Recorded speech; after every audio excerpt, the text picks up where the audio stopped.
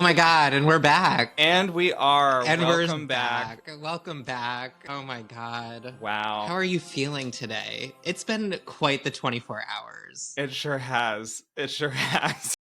We have seen the new movie. And Snow what movie White. is that? Snow White. Snow White. Yeah. And girl, we recorded a full episode yesterday. We sure did. Yeah. About the movie. Yeah. We listened back to it and we thought, we cannot release this. No, this is in the archives. Maybe this will be for like the Patreon subscribers someday. Yeah. It was, let's just say, like, we are very passionate, like, Disney, like, fans. We really love, like, Disney, and we just felt very strongly, we have some strong opinions. We'll just say that. Yeah. I think that's a really generous way of saying it. I'm like, you know what? I'll be the first to tell you, I can admit, my flaws. And I'll just say, like, it's not a flaw, but like, I'm just not a Snow White girly. Like, she's not my princess. Yeah. She never has been, whatever. However, I am a Disney girly. Yes. Not to say that I'm a purist, because I think that's a different thing. I'm very open to these live action reimaginings. Sure. Loyal listeners know we just did a whole episode about it last week. Had a lot of fun doing it, talking about it, and had a lot of positive things to say about, honestly, almost all of them. Really, all of them. Yeah. Like, I think there's some positive things, aspects in each live action that they've including done. Snow White. Let's just say it from the top in the first 90 seconds. We'll just say we're including this one. We're gonna be as positive as we can about this. Like, while really still being honest. While still being honest. Let's be real. Let's just be really real, okay? Let's be really real. Because by the time you're listening to this, the audience score is out, and it's quite generous. It is generous. More generous than you and I will be. Yes. I mean, let's be real. The critic score is 45 on Rotten Tomatoes. It is a stinker, honey. It's a rotten tomato. However, I was reading up on audience scores, and they're usually much higher than critics, of course. Yeah. So, like, and, like, thinking back to our showing yesterday, like, there were a lot of families in the theater that seemed to be really enjoying themselves. Absolutely. Like, people clapped at the end of the movie. They sure did. So I was like, maybe this isn't, like, for me, even though I'm a Disney fan. Maybe it's just for, like, regular old families that, aren't super passionate about, like, Disney like we are. And maybe that's fine. Yeah, but for me, as like the main character of the universe, like, I was just disappointed that they didn't, like, make this movie specifically cater for to me, my taste and aesthetic. Cater to me. Exactly. Yeah. No, but all jokes aside, I agree with you. I think that that's exactly it. I think if you are like a casual Disney fan, like, maybe you don't go to the parks every year, maybe you haven't been since you were a child, or you've never been, but like, that like Disney equals like little kids, and you are a parent of like a couple young kids, and you're like, oh, I guess this is like the family movie now, let's go see this. Sure. And then go see the Minecraft movie next weekend, because that's also for kids. This will just be, like, something that we do. I'm sure, yes, you probably would have enjoyed this film, as we saw on our showing. And that's agreed. And that's that. And hey, look, we even got these nice little commemorative... We did. Listen, the aesthetics, we'll get into it, but the aesthetics were great. So, I mean, one of the strongest parts of the film. Agreed. I actually think this is a very cute little souvenir. Me too. It's going on the shelf. This is going in my little display, in the future, because I think it's pretty cool. Fit a small child inside. You really could. Yeah, it's huge. They were like, do you want the collectible cup? And we were both like, yeah! Yes! And then they passed this, like, sandbox bucket across the counter at us, and we were like, whoa! Girl, the amount of carbonation in my body from that soda that I drank out of this yesterday was intense. I loved it, though. I liked it too. Crispy. You had a Starry. I had a Starry, and it was so nice Starry. I had a nice Pepsi Zero. Nice, yeah. I love a Pepsi Zero at the movies. Yeah, it is. Wait, did you notice? Do you see my background? I do. I love it. It's a nice little, like, cottage enchanted forest screensaver on my TV. I thought it would be very appropriate. Oh, it's beautiful. Yeah, I love it. It's very on theme. I love I don't a actually YouTube have screensaver. any Snow White, like, dolls or memorabilia. I felt like it would be cool to include if I had them, but like I was saying, she's just, like, not really my girl. Yeah. But I will say, like, some of these collectible dolls and stuff that have come out from this are pretty good. I'm not gonna lie. I might end up. No, they are. So we'll see. Period. And I also want to say, when I got home last night, I did watch the OG. Nice. Just to, like, yeah. Remember, like, what I was working with here. Yeah. Palate cleanser. I will say I fell asleep. Like, it's pretty boring. Yeah, there's a lot of slow parts. Definitely not the best movie ever. Yeah. But it also has its parts where I'm like, oh yeah, like that's iconic. But we'll get into it. Right. So in that sense, this adaptation was very true to the original. Period. So for this review, we decided to break it down into like 3 categories. Yesterday we were really just ranting and raving. Yeah. It was just really intense, honestly. So we're going to try to keep ourselves on track today. We got 3 parts. We're going to talk about the good, the bad, and the ugly. And boy, is there some ugly to talk about. Quite a list. But first, we're going to start with the good, because there were aspects of this movie that were enjoyable. Absolutely. So the first thing is just like the modernization of like the classic 1937 version, like music and songs. The ones that they kept, I thought were really great in the movie. I agree. Thought that 100%. I thought they were the best parts of the movie. Literally, yeah, without hesitation, I would say that. I would say, and which is surprising to me, again, for all the reasons that I've said before. Like, I'm not a Snow White girly. Like, that music's almost 100 years old. Like, I would not have expected to be like, oh, Whistle While You Work is such a fun, catchy tune. And it was, to me, the highlight of the whole movie. The highlight of the movie, period. Truly. Like, and I was like smiling during it. I was like, wow, she's so cute. And like, this is such a fun little ditty. Like, weirdly enough, like I actually enjoyed the CGI dwarves in that part. I was like, oh, this is like honestly very cute. I'm like feeling the fantasy here. But yeah, and the setting inside the cottage was beautiful. Like it was just a really cute. I thought it was really, really beautifully done. Like I felt like that part, that scene, like the artistry behind it, it was there. Yep. I was feeling it.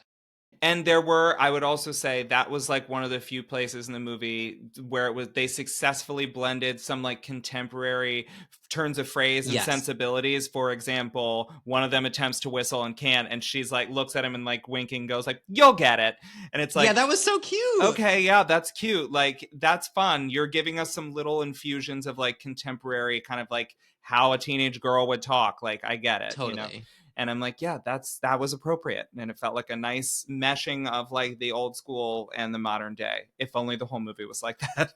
Totally. I mean, listen, even Hi Ho, I thought like the modernization of that song, like how they incorporated their names into the song and like what they like, you know. So fun.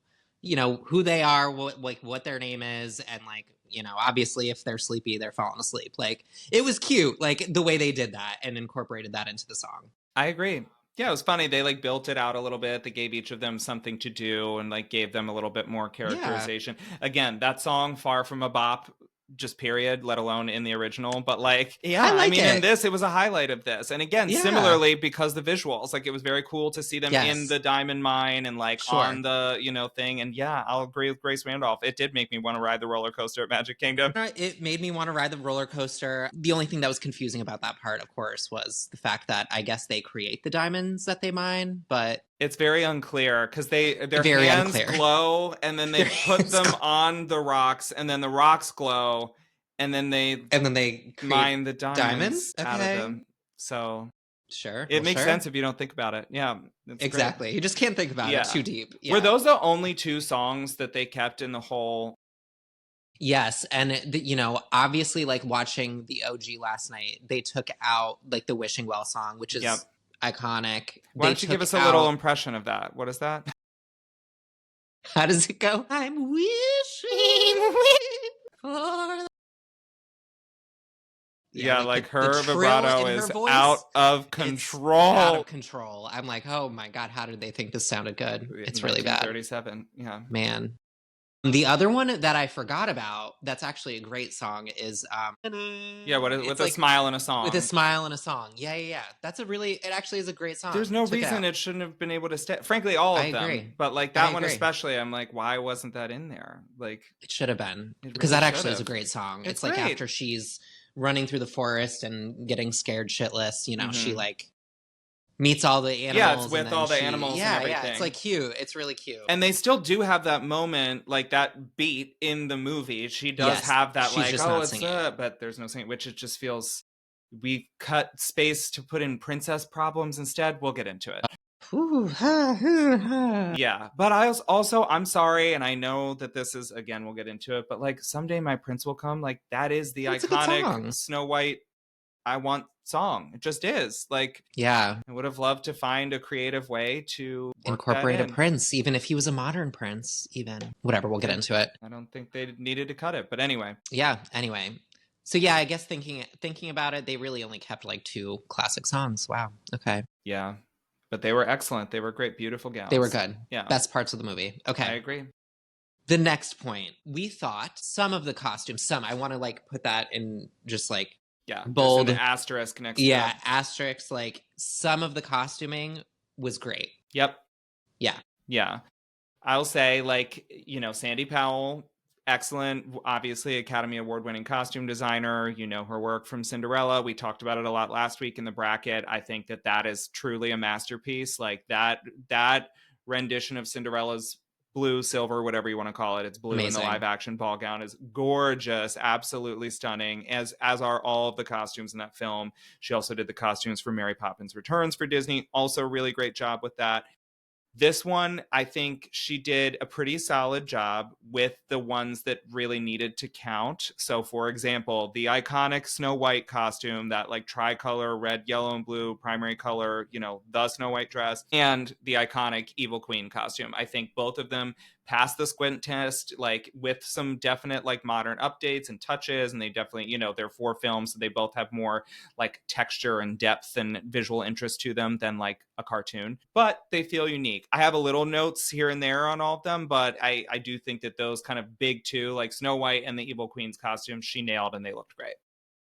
Agreed. I thought I loved like the sequins of like the Evil Queen's dress Gorgeous. underneath the cloak. I thought that was beautiful. Really cool. I loved the addition of like the jewels and like the fact that like as she kept like getting more evil and like, yeah, just her storyline progressed, she was adding more and more jewels. Such to, a like, great her moment. costume. That Yeah, was I a loved that.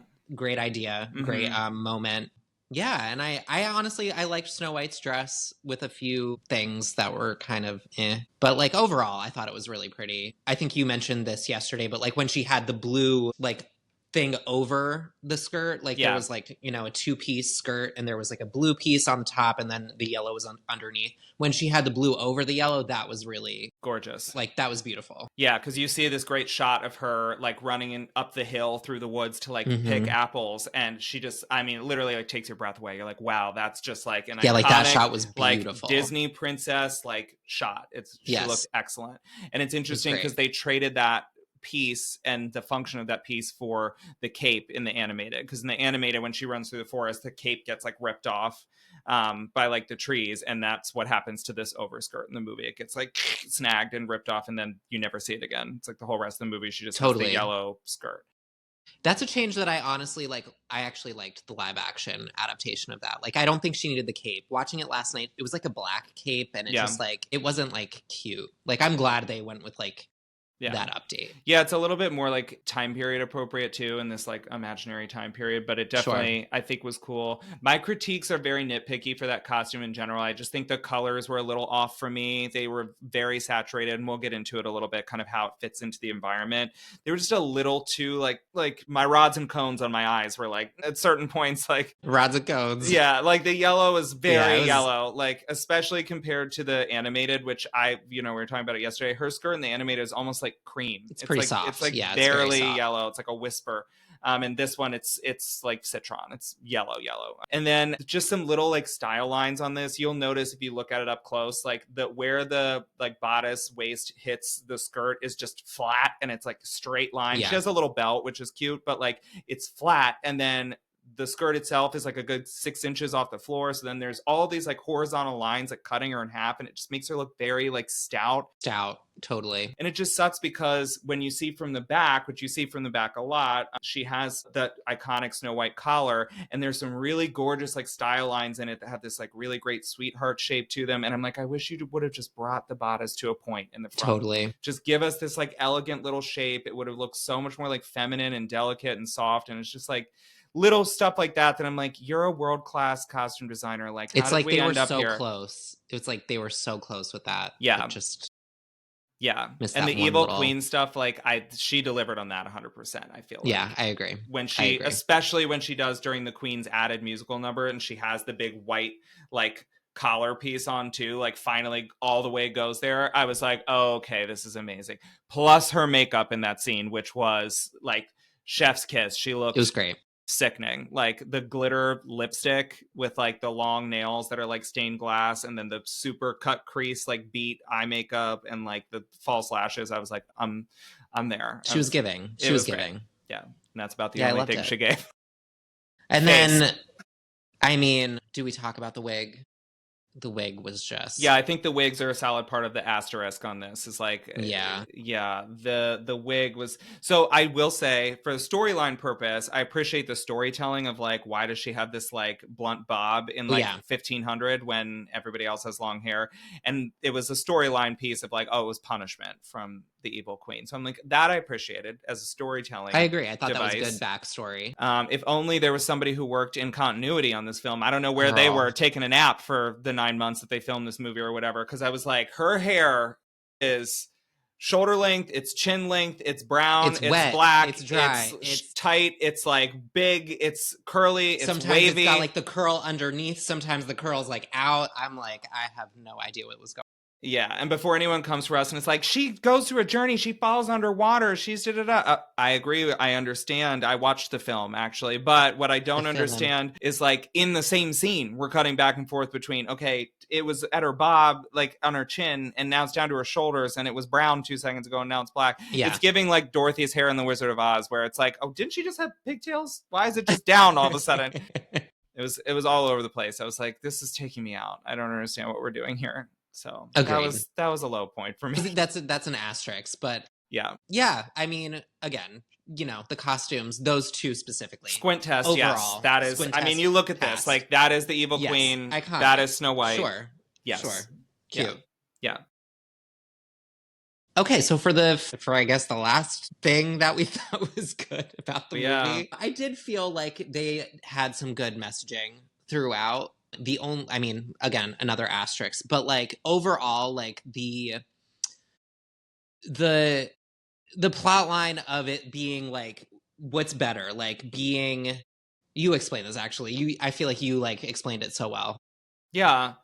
I mean, I think it was cool to see, I will say, the messaging that they intended to. That's my clarification on that. The messaging that they, I think, intended to get across was good and positive, and I appreciated where they were trying to go. I don't think they delivered on it really wholly, but it was, you know, you could see where they were going, which is, they did do a nice job of making this story where Snow White in the original version is fairly passive. She's definitely like, you know, she literally sings a song about like wanting to be like rescued by a prince and waiting around and whatever. And they do a nice job of updating it with a more contemporary sensibility where she has like this much more developed character. And she ultimately, I mean, spoiler alert, obviously this whole episode, becomes the queen at the end. And the final shot of the movie is, of course, the iconic storybook. And it's just her. It's not her and her love interest or anything. It's her, and she's wearing a crown, and it's very like she is the new queen of the land. And it's very cool to see the journey that they give us little glimpses of here and there, going from like, I don't know if this is for me, I need to find my dad to like help, you know, bring the kingdom back to peace, to like, oh no, maybe I can do this on my own and I don't need to like wait for some man to like do it. I can be the hero. In doing so without being like cringy and whatnot, I feel like it was fairly sincere and it showed a nice character arc for Snow White, which I appreciated. I just wish that they executed on it a little better, but I agree. And I think like the way that they like played off like the evil queen and like her storyline, like she was of the mindset that like the beauty was like the most important thing. Like that's what got her ahead. So like what's more important, like, you know, to like, I don't even know what I'm trying to say, but like, you know, like to be, yeah. I think that's another place where it was like they almost went there, but they didn't go all like, the way. Even me explaining it, I'm like, actually, like, I see what they were trying to say, but like, they actually didn't say it. Yeah, I think they would have more effectively made the point if the evil queen died the same way she did in the first one, in the like animated, which is like, and if she didn't go back to being beautiful, she should have died as the ugly hag, because the message would have been vanity is not the answer. She thought that it was, and then she sacrificed this thing that was so important to her, her beauty and her vanity, to like be the most beautiful of them all, and that ends up being her downfall. Literally, she falls off a cliff to her death. And I feel like the fact that she just like inexplicably changes back into being beautiful, and we don't see how or why or whatever, and then she just like dies like that, is just kind of like, okay, well, you almost got there, I think. You almost got it. Yeah, so it was like a lot of things in this movie. It was like close but no cigar. Yeah, it's like they But also even not try that to close. do. They obviously like try to do stuff with Dopey as well, and I feel like again, like I felt like they were going in a great direction there. Like maybe there was going to be like an anti-bullying message, but like it just didn't fully execute. It was like very like, okay, so he just doesn't want to talk because he's afraid to talk, but And then then spoiler alert, he just he does does, talk. and he's the narrator, so. I feel like you and I both immediately rolled our eyes. We're like, brother. And everybody like literally was screamed like in our cheering. show. Everybody was like, "Oh what? my god, he can talk!" I was like, "Please!" Yeah, who are you people? Yeah. Literally. Yep. So that So, concludes yeah. the good. That's it. Moving on to the boy. bad. Yeah. Okay. I mean, Get into it, first sister. thing first, new songs. Horrible. What the hell? The mix of like the old school 1937 like vibe of the song, of like those songs, with the like Greatest Showman vibe songs, which is very contemporary, is so jarring like so uncomfortable. The amount of talk singing, I'm not a fan of talk singing. Yeah. And like most of the new songs, that was what it was. Yep. It was just too much. Yeah. Every time they opened their mouths, me and you were just literally like, here we go I again. can't. Yeah. Like, why do they don't even need to have like, I feel like they didn't even need to add new songs. Yeah. I think that's like one of the problems we were discussing immediately after, like in the parking lot leaving. We're like, I don't understand why they chose to add the songs that they did and why they chose to cut the songs that were in the original. Like it just, they were just such strange decision making like in this. I was like, so we're adding songs that aren't really forwarding the plot just to like throw a song in because you feel like they need it. Like, prime example, why is the evil queen singing at all? I don't need her to sing. Specifically, no. I don't need Gal Gadot to sing, but I don't need the evil queen's character to sing. Like, I don't need that from her. You know what I mean? It's like Jafar doesn't need to sing. Like, I don't need necessarily for there to be this like jubilant, like up and down, like it's crazy, okay. like villain song. Yeah, like I definitely don't need that. And honestly, like her song didn't really give villain. It was like giving, I don't know, like funny, campy. Yeah, weird. It was like sassy trying to be charming or something. I'm like, stop trying to make her like sympathetic. I don't need her. I just wanted her to be evil. Like that's like the one thing. Especially because really she literally says that exact line in the movie. She's like, you said it yourself. I'm evil. I'm heartless. Like she says it out loud. She's like, this is my motivation. I am evil. That's it. So then why are we singing this like tee-hee-hee, like prancing around like, and she was prancing. That was the choreography was prancing, honey. I was like, what are we doing here? That was a low point. I thought Princess Problems was such a low point, as probably honestly the lowest point of the movie. Yeah, it's a tie between that and the slow-mo when he was singing his whatever version of like, and at last I see the light, whatever. He was singing some version of that, basically, of his like, oh, I'm waking up and realizing that I'm in love with Snow White. And she's like slow-mo, like dancing around. You and I were both like slow-mo. Yeah, it was like terrifying. I was like, what is happening? Yeah. So that was really, really bad. And then there was a reprise of the Evil Queen song. Again, I'm like, I didn't need the first one. I certainly don't need the reprise. And the fact that the reprise was during the transformation took the place of the transformation, which was sacrilege. Yeah, that was sacrilege. The most iconic scene, probably like the only real like iconic scene of the first original movie is the transformation, and like the way that scene was butchered. They really shit the bed on that. Really shit the bed on that. Yeah.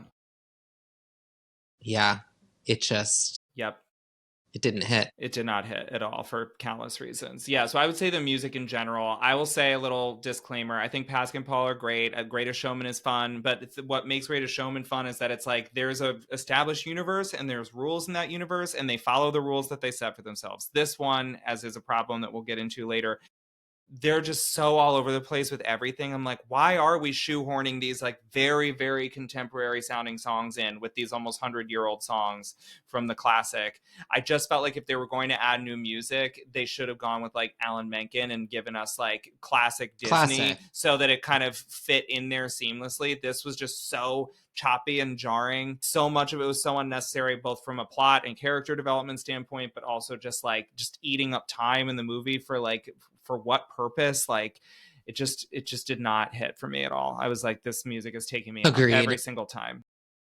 And like Waiting on a Wish, like that song, I feel like on its own isn't bad. Like I It's actually like, not. I kind of like it. Yeah. But in the context of the movie, I just felt like it just felt so out of place. The lyrical Like turn of literally phrase. the Yeah. lyrical, like, yes, we literally were like, okay, she's like underneath 1,000 treetops. She's waiting on a wish. Literally. I was like, where are the trees? Giant She's literally skyscape behind her. Literally, she's on the roof of a castle. There are no trees around her. Literally not in the shot, like, not in the frame, not even the whole song. And she's like, beneath 1,000 treetops. I'm like, baby, where are the trees? Like, I'm like, girl, what are these trees that you speak of? Truly, you're in a concrete jungle. She's losing it. Yeah, I was like, she's losing her mind. I don't know. I said to you yesterday, I was like, I think the song itself is cute and Rachel sounds wonderful on it. Her voice is great. There's no denying her vocals are wonderful. But I'm like, it should have just been a promo single. Let it play during the credits, be the contemporary song that plays after the movie. It didn't need to be in the actual like hour and 40 minutes of the film. It could have played during the credits at the end and I would have been like, great, okay, sure. Like, I didn't need it. So. I didn't need it. Yeah. Well, that's that. Moving on. The next thing, honestly, for me was really when the movie started to go downhill fast is when we were introduced to not one, but two sets of 7 misfit people, dwarves / another set of 7 that were like bandits, ? Yeah. Like an acting troupe. Yeah, the improv troupe. I literally couldn't have been more annoyed and frustrated that they decided to give us 2 sets of 7 like people. Absurd. And then mash them together. Like this, I feel like this really speaks to the like central problem of the whole movie, which is like it's just very written by committee. Everybody had a say, and nobody had an editing pen. We all just threw all of it in the pot, and then we just like put the slop in the trough and went out to print. Like, there it is. I'm like, I just don't understand, because it's very clear that 7 merry band of thieves or whatever were, I feel like, to reference and give the same spirit of the 7 dwarves, because they were like, oh, we don't want to get into dwarves. It's a little like, sticky. Peter Dinklage gave us some grief for that. We don't want to like really cast 7 little people. It might not be great. And yet one of them was a little person. Great. Okay. Make 1 or 3 or all 7 of them little people. Fine. But then why do we have CGI dwarves to avoid that? Similarly, and I'm just going to go there because I noticed it immediately, and then I turned to you and I was like, what are we doing? What are we doing here? The 7 dwarves, or the 7, not the 7 dwarves, the 7 friends, whatever they are like a diverse group of people. They're like people of color in it, and they're all genders and body types and heights and whatever, and that's great. And right, okay. And then the 7 dwarves are all white, old little white men, one of which is voiced by Titus Burgess. I'm like, okay, so why he white? I'm like, why wasn't he just like a black dwarf? I don't understand. I was like, what are we doing? Are you white? I immediately turned to you and I was like, why are you white? What is happening? Yeah. So again, it's just a very like, so you didn't want to like offend people by changing the dwarves from what they originally were, but then you did this instead. We're trying to split the fence very unsuccessfully here. It was very unsuccessful. And you know what? It was like really annoying to me, because I thought the thing I was going to hate the most about the movie was the CGI dwarves. But it actually turned out to, like, I actually liked them. Like, I found it inoffensive. I thought it was fine. What? It's inoffensive. Like, I actually don't mind if we're suspending disbelief and just going with it, saying the dwarves are mystical creatures out in this enchanted forest, and they're just like CGI. They're not human. I'm here for it. Like, let's just go with that. Like, I thought they looked fine. Like, it didn't bother me. Yeah. So it's like, if we're gonna do that, like, let's just stick with that. We don't need to introduce another 7 random people.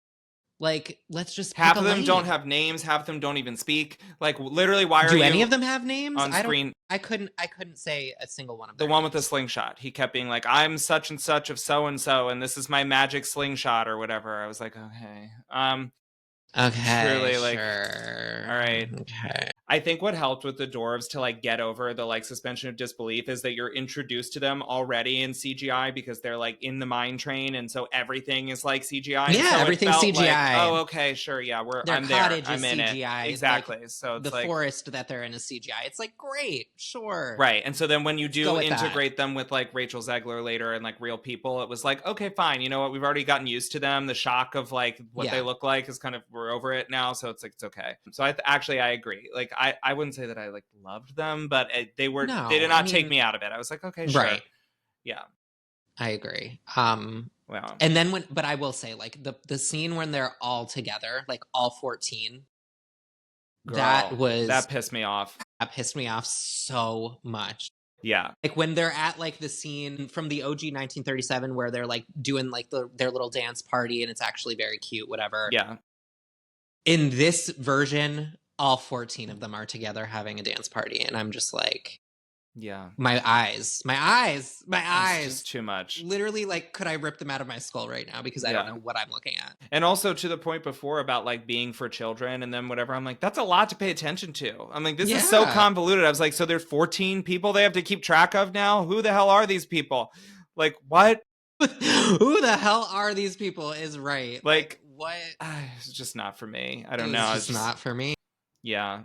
I will say, quick side note though, because while we're talking about the CGI, kind of the dwarves not being like the worst thing ever, I will say like another kind of positive thing is felt like the way they CGI'd the animals was really successful. Oh, really great. I remember saying to you afterwards, like I was like, this is what the Lion King should have looked like, because the animals definitely looked like realistic, like they had fur, they weren't like crazy colors or anything, like they looked, you know, like quote unquote real animals, but they had like characterization to them. So they had very expressive faces, like their eyes were kind of exaggeratedly large, like they could smile, like stuff like that, but still looked like quote unquote real animals. And I'm like, this is, I mean, it took them whatever 14 tries to get there, but Disney finally, I think, figured out how to do quote unquote live action animals in a way that felt like a nice marriage of like the cartoon, you know, but also and realism in a real life. So I was like, that was nice. And I feel I like agree. the dwarves also towed that line fairly successfully. So, I think so too. And I think like the opening shot of like the book with like the seat, like, you know, with like the little hedgehog and the like chipmunk,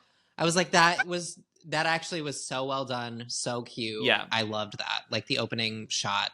Yep. And the end shot, I guess. Yeah. Were great. Yeah, and literally like that moment that they cut "Smile" in a song from, but you still get the moment, I thought was literally gorgeous. Like beautiful. Literally a Thomas Kincaid painting where they do the slow pan out and it's just her sitting in the forest and, you know, she holds her finger out and the bluebird lands on it and little deer walks by and little rabbits. I'm like, wow, this is really cute. They did a really good well job. done. Really well done. Yeah.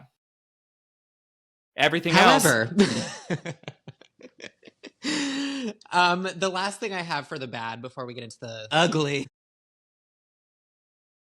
is, you know, and we kind of briefly touched on this, but I feel like some of like the iconic big moments from like the 1937 film just did not do it justice. Like, again, starting with like the transformation of the witch into the hag. So disappointing.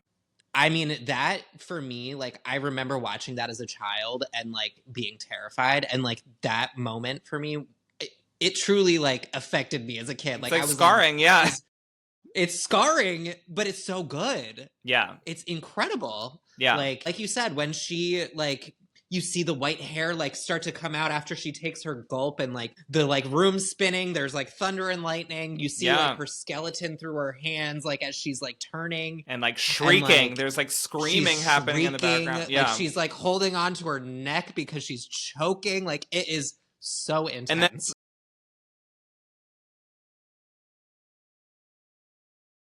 the cackle, yes, yeah.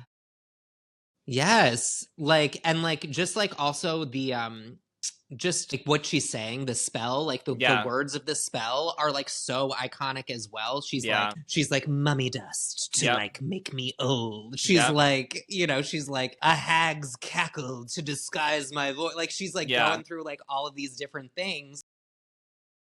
Yes, and building it up, and like And then she's like, a gust of wind. Like, Yeah. it's like crazy. Yeah, and we don't get that. So And what we well, got we don't get instead that. was like, I mean, it was literally, I said Snapchat filter. I was like, it literally just looks like she just got old really fast. Like you see it happen before your eyes, and it's like she doesn't look like a hag. She just looks like an No, old lady. she Like, just looks like an old lady. like she To had me, beach I waves. mean, She had beach waves, girl. Like she had yeah, I thought like her hair actually was kind of cute. I yeah. was like, okay, she's like a Okay. cute old lady. No, but to me, like the hag needs to be absolutely terrifying. Yeah. I sent you that TikTok, the video of like the 1980s. They did like a live stage version of Snow White at Radio City, and like Excellent. that transformation and like that hag. You could hear kids screaming in the audience. Terrifying. It was terrifying. I mean, they do a better job in Phantasmic. Like literally, iconic. The transformation in Phantasmic does a better job with that. It's like so it's just, scary. It's terrifying, it's so good. And this volume is there, and the screaming, and the like. You see this big shock of like transformation. There's an explosion and all that. I to back up 2 seconds because it's immediately before this, and you saying the TikTok video made me think of it.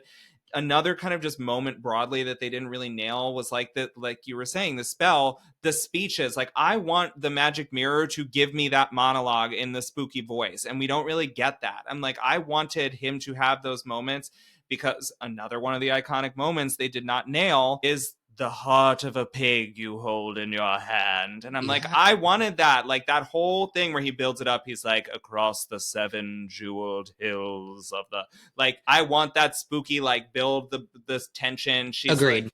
Like all of that. Like, and it's not there. And then she opens the box and it's not a pig's heart. It's a fucking apple. I was like, it's an apple. Oh, brother. Okay. Well, girl, she could have at least like opened it and been like a pig's heart, you know? Like, yeah, just say it. You don't have to like, show us gore. It's fine, but like acknowledge it. Like, again, it's just strange because it's like it's again splitting the fence unsuccessfully. It's like if you didn't want to like be gruesome and talk about cutting her heart out and doing that, like then don't say those lines. But she specifically tells the henchman to bring her the heart. Yeah. And exactly. So the fact that they don't, I'm like, so then you didn't just commit to the bit? It's okay.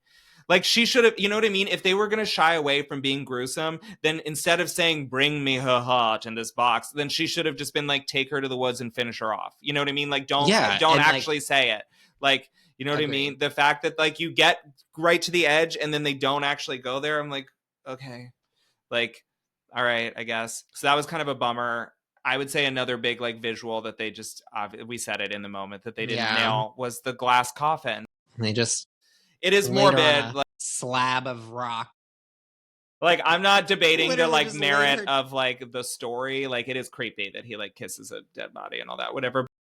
It's the aesthetic in the movie is gorgeous. Like that's the whole thing, is that the dwarves do a tribute to her because they're miners and they have all the access to the treasures of the earth, gold and jewels, and they make this beautiful carved coffin for her, and she looks, you know, angelic and pristine, and it's like it's a beautiful like sad moment. And then instead they just threw her out back with the rest of the garbage on this hot rock in the sun. I was like, okay. I was like, okay, wow. It looked so uncomfortable too. It wasn't even like a flat rock. It was like, she looked like she was like mangled on it. I was like, girl. It was really. And then again, like you mentioned, the kiss. I mean, it's like, okay, so what are we trying to say here? Like, are we trying to be like woke? And if so, like, why is that the thing that they decided to keep? The fact that he kisses her on the mouth, her dead body. Yeah. I just don't understand, because I'm like, you know, this isn't the first or second time that we've encountered this in a live action adaptation. We saw it in The Little Mermaid, which I feel like they did successfully. You know, there were, I would say, like valid concerns about Kiss the Girl and consent and all of that. And they found a very nice way of like keeping the song, keeping the spirit. They changed 1 or 2 little words. They gave a little bit of backstory to like Ariel and Erik, where you see them fall in love. So it's like, okay, you recognize that there's consent even without speaking, but also like, they also make it clear with Ursula's potion or spell that like she doesn't remember she needs a kid. Right. Beautiful. Great. It's called creativity. Smart. You would think that the biggest movie studio in the world would have somewhere. Like, I just don't understand why they didn't find like a clever way to just like deal with that in this. And instead, again, they just like made nobody happy. They split the fence unsuccessfully, and I'm sitting in the middle with a picket up my ass. Like, I just don't understand. Yeah. So the It's ugly. tough. So the ugly. Okay, Can so you we're tell just it's gonna getting say uglier? It's getting uglier. it's getting uglier. I mean, I really want to try not to like just rail on it, but like, okay, so the Go there. character of Jonathan, they replaced the Prince Charming, with a new character who question mark was like a Robin Hood type, Flynn Rider, Flynn Rider, yeah. Peter Pan. Ish. Like It's like that I archetype in Disney. It's that sort of like a archetype. good Yep. bad boy. Right. Okay. Let's just say that was a swing and a miss. Horrible. It was painful. Also, his costume. That was What? truly the worst costume of the whole movie. He was wearing a flannel hoodie. Yep. From PacSun. Yep. In like 2009, maybe. Yeah. That's the vibe. His whole outfit. It wasn't just the hoodie. Everything about it was like, you could buy that in the mall today. You could literally go to the mall, go to, Lucky Brand, whatever, the Buckle, I don't know. And you could walk right in and get a flannel hoodie and like a leather jacket and some like skinny jeans and some boots and walk out. And that's what he was wearing. And I'm like, here's the thing. I don't inherently have the problem with like updating kind of historical silhouettes and making them more contemporary. But again, the problem is you did not follow the rules that you already set for the kingdom in this film, which is that Snow White does not look contemporary at all. She is wearing what you would wear in like 15th century Germany. So why the fuck does he have a hoodie on? I'm like, what are we doing? Like, and he never takes it off, even in like the last outfit, like the wedding cake moment where they're all in white and like it's like, the last scene of the movie. I'm pretty sure he still has a hoodie on. Yeah, he has. And it's a white hoodie. He has a hoodie. Yeah. That made me so mad. Yeah. I would say his entire characterization, and I will just lump his merry band of friends in with him. Yeah. The first thing I'm taking the axe to. If I'm the executive watching this movie, I'm like, I don't think we need a love interest at all. Let's just go there. Let's just get rid of the prince entirely. We don't need. If we're not going to do a prince, we don't need any love interest. None of it. Just get rid of him. Like, and that's like that's what I keep thinking to myself, like, yeah, if they just like cut that whole storyline out, like maybe like just cut out an hour of the movie and like give us like 45 minutes of like the best parts, it actually would be like a really good movie. Yeah, truly. I'm like, all the stuff with him, like all of like the could have been achieved elsewhere. Like she could have been brought back to life by the dwarves somehow. There could have been some sort of like, breaking of the spell beyond a kiss. There could have been some sort of, loophole that they built in that could have like worked around that. I think the whole like her showing her generosity to him in the beginning because he's stealing potatoes or whatever, like she could have shown that to her little peasant friend or whatever who keeps that raggedy old crown from the beginning. Who started singing with her at the end. Yeah. Oh my god. Ooh, la, la, whatever she was saying. I was like, oh, as soon as she started singing, you and I were like, all right, I'm gonna go. I was like head for the parking lot. Yeah. So that just the whole prince and everything to do with him. Princess Problems, again, being the worst song in the film. Worst song. Everything about it, I was like, just get rid of it. Truly. Oh, another thing. Yeah, and like that whole battle scene between Jonathan and his band of misfits versus the king's the queen's guards, and that whole section of them in the forest, which is like literally it feels like an hour long. Yeah. I mean, it's probably less, but it really feels so long because it's so dragged on. Yeah. It's just horrible. Painful. Every second of it, it's so painful. Like, it makes zero sense. Also, let's just talk about the juxtaposition between that scene and, like, when they're at the dwarves' cottage, that part of the forest, like, which is all CGI and, like, beautiful, to, like, that scene where they're, like, in a real-life forest. A real forest, yeah. It feels so weird and strange. Like, it feels two separate movies. Mm-hmm. But put into one. And that's where you really see the flaws of the costuming come through, because it's like her dress is like highlighter in the real life forest. It's like so jarring. It's oh my god, like okay, all right. Yeah, it's like what. And then when but she's in the CGI version, in the enchanted, clearing where the cottage is, it's like okay, cute. Yeah, Thomas Kincaid. It's giving painting. Yes. It's giving imaginary. It's giving storybook. Like I get it. So I just, and again, even that, they could have successfully done both if they gave us like a rule to follow, which was, the real world is like the castle. And then once you pass through the enchanted forest in the woods, then it's like a magical land, right? But they didn't even do that. Nor did they even infer that. No rules. So again, it's like you could have very easily like written yourself out of this, but you just didn't. Like Truly, didn't. like what were we doing? Who did they screen You this know, for? and Like, you know what other movie successfully did that? It was the like Beauty and the Beast, the live yeah, action. You know how like that forest, like they had a whole backstory why the townspeople didn't like even remember forgot. that the castle was there, and like that it was like winter only in that section. Like they explained Yeah, all of see, that. it Like can be done. Like it it's can be crazy. done, but like in this movie they just didn't. It just was so lazy. Yeah. Yeah. So just like sloppy, poorly done. Yeah, not great. What else was ugly to you? Gals acting, singing, dancing, question mark. I don't what Physicality. were we watching here? The physicality. I mean, the line reading got worse and worse, I feel, as the movie got on, from her specifically. It Yeah. was just like, I think it actually started off not too bad. Like I think you said, when she's like sitting at the table and she's like cracking like the shells while she's talking to Snow White, Mm-hmm. at like the long dinner table. Yeah. I thought actually that was like well done, and then that was really the highlight. Every scene progressively got worse for me with Gal in it. Yeah. Yeah. She looked beautiful.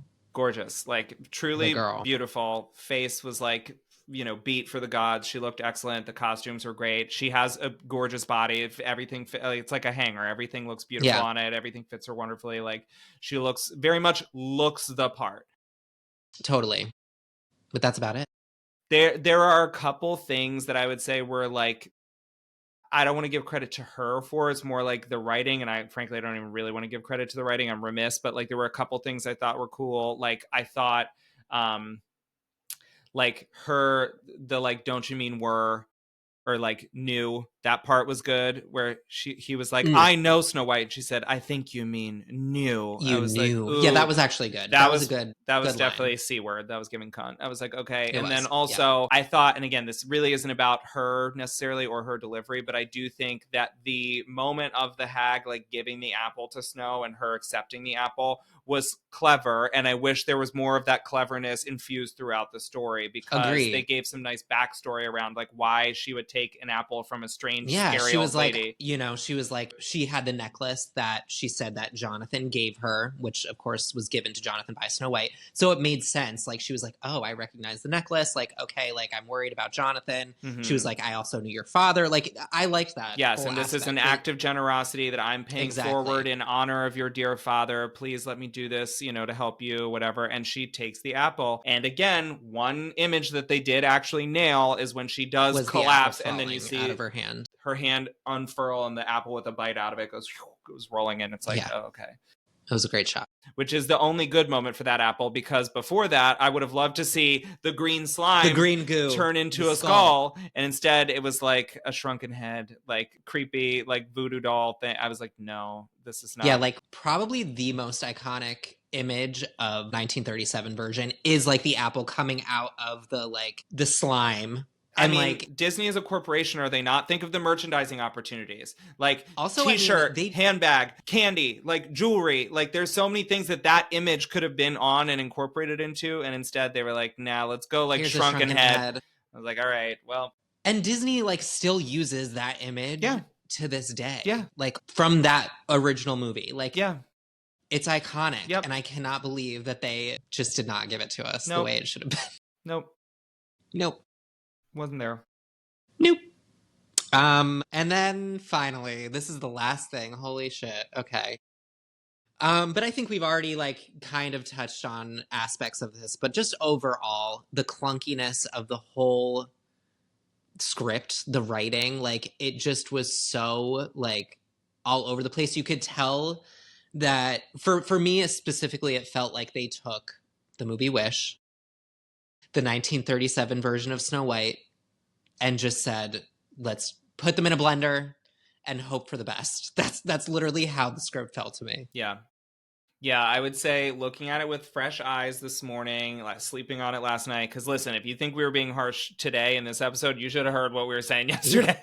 This was actually, we were pretty good. I feel like we were pretty we're good being today. we're being generous.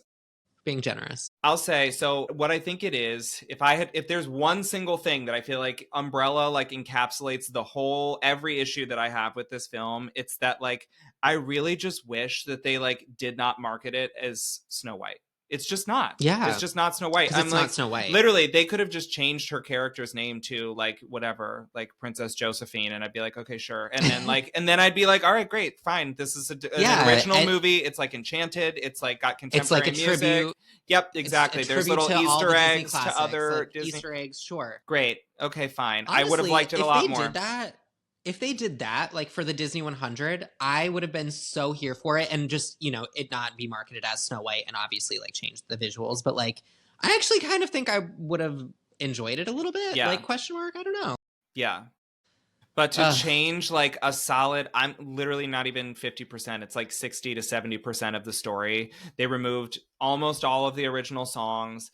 They completely cut characters and added new ones, major ones. Like, I just feel like there's so much that I'm like, why did you even just make Snow White? You should have just made a different film. And I think that's really what it is. Yeah. Is like there's just this core identity crisis that colors every aspect of this movie, from the story to the writing to the music to the performances to the characterizations, the visuals, the aesthetic of the costumes and the scenic design. Like, just every aspect of this is just like in so many different movies and universes, and it's like no one's on the same page. There's absolutely no cohesion. Like, you can tell, like, I said this yesterday, but it just like makes me sad. Like, as like a Disney like super fan, which you are as well, like, I just feel like it makes me feel like fans are not who is in like these settings writing these movies and like putting out like special pieces of art that like, are that pay tribute to like the OG versions and like movies that we're all so passionate about. But I don't know. It's just I think the other thing that hurts especially, and again, and I'll say this admitting that I'm not a Snow White purist or a Snow White girly necessarily, it's just that like, even if you're a Disney fan at all, you know that Snow White is like the crown jewel. That is the singular, like that is what made Walt Disney Studios like on the map, that cemented them. That's why they were able to celebrate their 100th anniversary a couple years ago. Like, it's because of Snow White. Like, yeah, and so that this iconic is image not the of movie to like trip and to like fall. play around. Yeah, Totally. like it's There's just, that iconic image of like Walt Disney with like his Oscar for the movie and then the seven small Oscars yep, next to him, like for the seven dwarves. Like, yep. yeah, they really, They it just just felt picked like such a bad one to make a mistake they for. put no care and like, I don't know, thought into it. Yeah, Ugh, it's it's sad. tough. Like, It's really I mean, sad. if you were gonna like do a swing and a miss, I'm like, I got dozens of clunkers that you've made over the years that I could say, yeah, you could remake that one. I don't care if it sucks. Tarzan, go for it. Like, I don't care. But Oh, I like, love Tarzan. I knew you would, bitch. Happy Aries season. I just, my biggest. Exactly. But to me, I'm like, I don't know. You know what I mean? I'm like, pick something that's like less, like iconic, beloved, like his, whatever. Like, it's just Snow White of all of the ones to really mess up that badly is really just a shame. It is a shame. So, On that note, that said, I think we're going to do something a little bit more positive to end with our little kind of like a compliment sandwich. Because we started strong by talking about the good, and we're going to close by talking about some positive things too. So instead of our usual drink or drag, where we usually say, like, do you like or hate this thing? Because as you heard, we have notes to say politely. I'm going to ask instead that we just say, let's drink. What's one thing that you would like drink to about this film, that you would toast and say, like, this was really solid. I really appreciated and enjoyed this. I thought it was a really good thing. They did this successfully. Be my guest. hey, you go first. Yeah, I'll say, as like the framer of that question, I will say, like, I really do feel like we said this earlier, so I'm just bringing it back, but I really do feel like where they were their strongest in this movie, and I mean in every aspect, so this is encompassing a lot of things. The visuals, the aesthetic, like the singing and performances, and like the world of it all in general, where this movie shined the strongest was literally the original source material. 100%. Whistle While You Work and Hi Ho, but Whistle While You Work specifically were triumphant. And I was like, if the whole movie was like that, I would have walked out and been like, that was excellent. They knocked it out of the park. This movie's going to make $1 billion. Like, this is the new greatest live action film. They did a great job. And yet those were, in my view, literally the only two good parts of the whole movie. Yeah, and for mine, I think we should give credit where credit's due. Like Rachel Zegler, I thought her voice was amazing. Never It doubted was it for a beautiful. second. She sounded Yeah, wonderful, like she gorgeous. sounded wonderful. I mean, and that was honestly like a highlight for me. Like hearing her sing the songs was great, especially the classic songs. Like when she was singing "Whistle While You Work," and Yep. like Yeah. I was like, this is amazing. Like Yep. it was really, really good. Yeah. So Yeah. Yep. So I would say, would you have any like parting thoughts for people who have made it this far into the episode and are interested and not totally scared away from going to see it? Like, is there something you wish you knew going into it, or like you wish that you had looked at it with this lens or perspective now that yeah, you've had some time? I think looking at it through the lens of like, this is look at it as like what we said. It almost feels like a tribute movie to like many Disney movies and like many Disney classics. Like honestly, if you look at it through the lens of like this probably should have been like the Disney 100 movie that like kind of does more so in a way like what Wish was supposed to do. Yeah. In my opinion, I think looking at it through that lens like helps a lot. Like don't go into it thinking that you're gonna watch like a remake of Snow White and you'll be disappointed. So Yeah. what about you? Yeah, I agree 100%. That's what I would say. I would say like you don't need to watch the original beforehand. In fact, I recommend you don't. Yeah, don't. I think that you should just like go in and be like, I'm here to hear some upbeat contemporary musical theater and gorgeous And that's gowns. that. Gorgeous gowns. Gorgeous gowns. Some really great visuals, I will say. Sure. Some great visuals. Yep. And some not so great. And I'll say also something I wish I knew in advance. If you need a bathroom break in the middle of the movie, anytime that Jonathan's on screen, you are welcome to get up and take a nice long. You can take a number 2 if you want. There's plenty of time. Literally, anytime that Jonathan and his acting troupe are on screen, you're good to go. You go. Yep. Oh, is there a line at the popcorn stand? Don't worry about it. I'll text you when you can come back. It's fine. Yep. Yeah. Yep.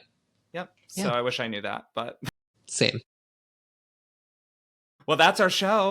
That's our show. Oh, I do feel much better about this version of this episode. I do too. I think it feels, you know what, that's a good solid message too that I got from Snow White. Kindness is really important. And I feel like my heart feels lighter today being a little bit more generous with this film than I did last night. I went to bed last night with my hair on fire being like, God, that sucked.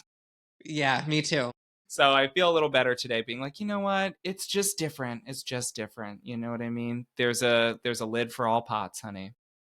Lid for all pots. And like the audience score says, like this might be some people's cup of tea. People really like it. Yeah. Me myself, I'm gonna go watch The Little Mermaid after this. Period.